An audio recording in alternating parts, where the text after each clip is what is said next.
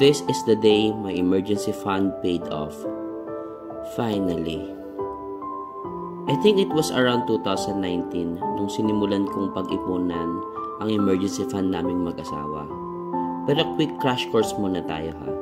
Ano nga ulit ang emergency fund? It is a type of fund na ang sole purpose is to shoulder any emergency para hindi mo na magagalaw ang ibang funds or savings mo when it happens. Many say na we should allocate money that could cover 3 to 6 months worth of expenses. And naaminin ko, I didn't really follow this.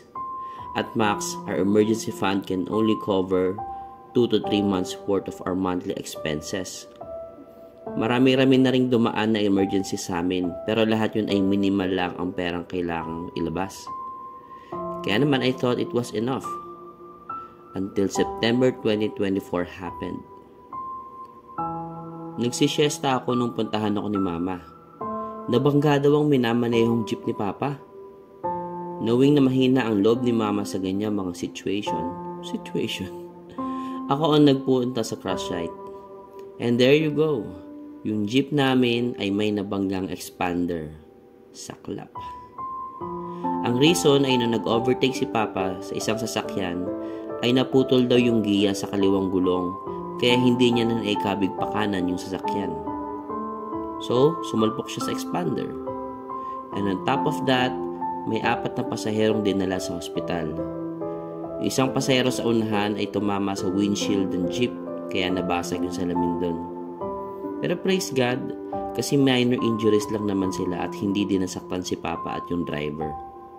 And praise God din kasi yung repair ng expander ay cover na lang ng insurance ng driver at kami na lang ang sasagot ng participation pay. As of this recording, all the money needed para sa towing, medications, and other things costed us around 56,000 plus pesos. Good thing ay yung emergency fund namin was enough to cover everything. But this means malaki-laki yung kailangan naming i-replenish. What did I learn from this? Number 1 is emergencies really do happen. Number 2 is if we don't have emergency fund, naku po, kawawa kami kung nagkataon. And number 3 is I had to take this emergency fund seriously. While I am sad na nangyari ito and malaki ang nabawas sa emergency fund namin, I'm actually happy because my eyes were opened. They were open to the uncertainties of reality. And though I cannot change these uncertainties, what I can do is to prepare for it so it will be less burdensome. Have a great and purposeful life, everyone.